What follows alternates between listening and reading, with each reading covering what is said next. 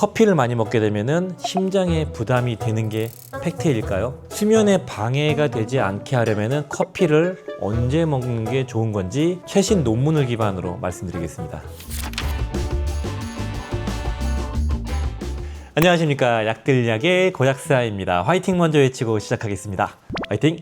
자, 오늘은 커피. 최근에 상당히 공신력 있는 저널에서 발표된 커피에 대한 논문들, 데이터를 가지고 와서 평소에 궁금했던 내용들을 한번 정리해 보려고 합니다. 자, 첫 번째부터 말씀드리겠습니다.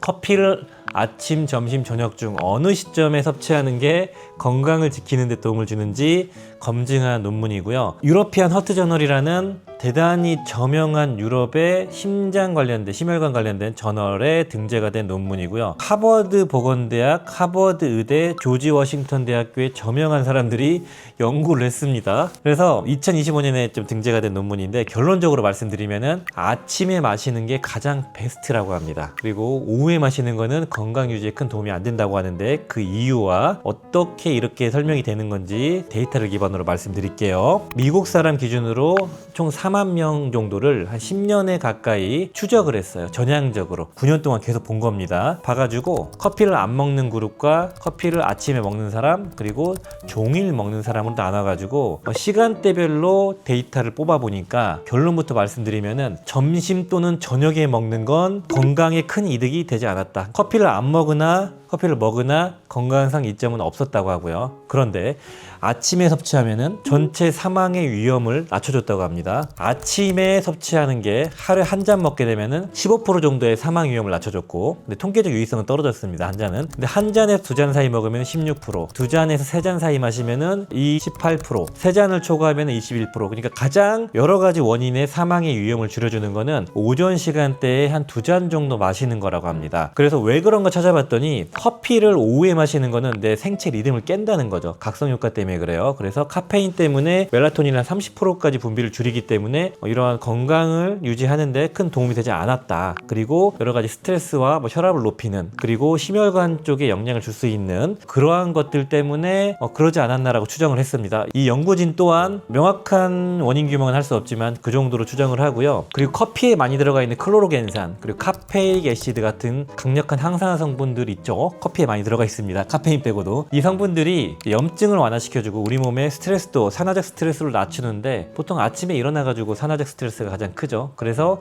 아침에 더 효과적이었다라고 추정을 하고 있습니다. 물론 이제 이 데이터의 한계점은 인과관계가 아니라 코호트 연구인 거, 그러니까 대조군을 놓고 비교 실험을 하는 게 아니기 때문에, 또는 교차 실험을 하는 게 아니기 때문에 정확하진 않지만, 이런 대규모 연구는 사실 코호트 연구가 상당히 그래도 신뢰도 수준이 있지만 한계는 있다. 그리고 이 사람들이 먹는 식단과 같은 거나 지병은 체크하지 못했다라는 겁니다. 커피에 대한 것만 한 거고요. 그리고 미국인 대상으로 한 겁니다. 한국 사람에겐 통용되지 않을 수 있죠. 그래서 이 데이터를 기반으로 말씀드리면은 시점이 중요하다. 건강을 위해서는 오전에 마시는 게 상당히 이점이 있다. 오후에 점심 정도부터 마시는 게 건강상 도움을 안 준다. 이 뒤에서 커피와 수면과의 관계를 보시면 아실 겁니다. 왜 그런 건지. 많이 마시면은 생각보다 카페인의 영향이 오래 가서 점심에 커피를 마셔도 저녁에 수면의 질에 영향을 줍니다. 그렇기 때문에 아침 또는 오전에 드시는 걸 추천드리고, 그리고 가장 효과적인 거는 커피 하루에 2잔.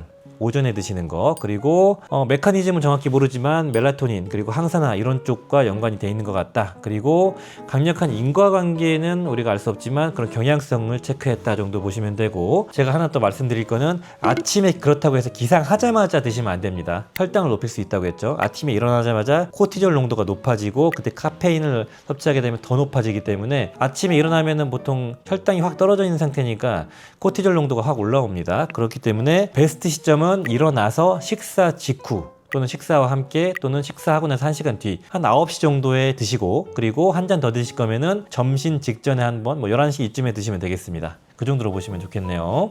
약들약. 자, 두 번째는 커피를 많이 마시면 심장에 무리가 가서 문제가 생길 수 있나? 거기에 대한 데이터입니다. 이 논문은 그 NEJM이라고 해서 뉴 잉글랜드 저널 오브 메디신이라고 그냥 넘버원 학술지입니다. 여기에 등재되면은 가문의 영광. 가장 저명한 학술지에 등재된 논문인데 이 연구에 대해서 결과부터 말씀드리겠습니다. 데이터를 보니까 부정맥도 거의 발생되지 않고 심방세동도 거의 유발하지 않는다의 결론에 도출이 됐습니다. 보겠습니다. 연구를 상당히 짜임새 있게 했는데 미국의 건강한 성인을 대상으로 해서 100명을 교차 임상시험을 했습니다. 교차 임상시험이 뭐냐면 내가 커피를 며칠간 마시고 데이터 측정하고 그리고 안 마시고 데이터 측정하는, 그러니까 본인이 대조군과 실험군이 다 되는 거니까 상당히 근거가 있는 거죠. 그래서 뭐 커피를 마실 때 심전도 패치를 붙이고 손목에도 스마트워치를 놔서 내 건강 상태, 뭐 걸음걸이, 뭐 심박수 같은 거 측정하고요. 그리고 연속 혈당 측정기, GPS 앱으로 사람들의 그 동선을 추적한 겁니다. 14일 동안 했을 때 결과만 놓고 보면은 혈당에 영향 주지 않았고요. 수면에는 영향을 줬어요. 커피를 몇 잔 마셨나는 아니고 그냥 평소대로 본인이 그냥 활동하던 대로 한 잔에 3잔 정도 평소대로 마신 패턴을 분석한 겁니다. 그래서 결과를 봤더니 본인이 마시고 안 마셨을 때를 비교해 보니까 평균적으로 혈당의 변화는 없었습니다. 그리고 수면에는 영향을 줬어요. 수면의 양이 절대량이 36분 정도 감소를 했다고 합니다. 커피를 마시면 수면에 방해는 되는구나를 알 수가 있고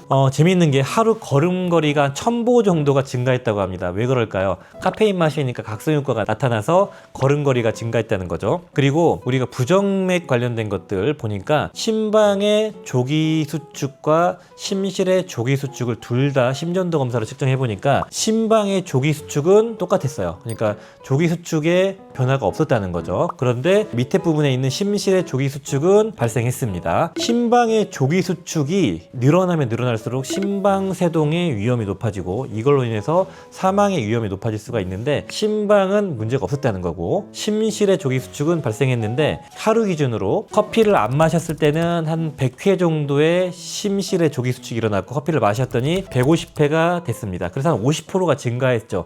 뭐야? 부정맥이 50%나 증가했어? 그러니까 더 빨리 뛴 거야? 맞습니다. 근데 절대 수치로 보면 이게 큰 게 아니에요. 왜냐면은 하루 종일 심장이 한 10만 번 뛰거든요. 10만 번 중에서 단 50번. 그러니까 퍼센테이지로 따지면 0.05%가 더 증가한 겁니다. 그러니까 거의가 차이가 없다는 거죠. 상대적인 비를 비교하면 50%지만 절대량을 비교하면은 0.05%가 증가한 거고 이거는 이 연구진들에서는 거의 큰 영향을 주지 않는다라고 판단을 했습니다. 정리를 해보자면은 커피를 마시면은 심방의 조기 수축이나 부정맥을 유발하지 않는다. 이게 가장 중요한 겁니다. 심방의 조기 수축이나 부정맥이 심방 세동을 유발하는 거니까 가장 치명적이거든요. 이거는 통계적 유의성이 없으니까 문제가 없고요. 그리고 심실의 조기 수축은 유발했지만 통계적인 유의성은 있었지만 전체량을 따졌을 때는 크지 않다. 그럼에도 불구하고 심장 쪽에 질환이 있거나 부정맥, 협심증, 심부전 같은 게 있는 사람들은 커피를 조심하는 게 맞습니다. 건강한 사람 기준이니까요. 그리고 세 번째로는 커피 마신 날 1000보 정도 더 걸었다. 그리고 커피를 마시면은 수면이 30분 정도 감소됐다. 그리고 혈당에 변화가 없었다. 이 정도로 정리하겠습니다. 약들약? 자, 세 번째 연구는 커피를 마시는 시점과 수면과의 관계입니다. 그러니까 언제 마시는 게 수면에 방해를 덜 받나, 그리고 언제 마실 때 수면에 방해를 받나를 연구한 건데요. 이 연구는 호주 카톨릭대학교 스플린트 연구센터라는 그 운동선수 관련된 연구를 많이 하는 곳이라고 하고 슬립이라는 유럽의 저널에 등재가 됐고 여기는 뭐 수면에 관련된 저널 중에서 가장 유명한 곳 중에 하나입니다. 여기서는 어떻게 했냐면 카페인 섭취량으로 측정을 했어요. 우리가 이걸 통해서 커피를 유추하면 되거든요. 카페인 섭취량이 요 정도에 따라서 운동선수들이 이제 카페인 섭취를 하니까요.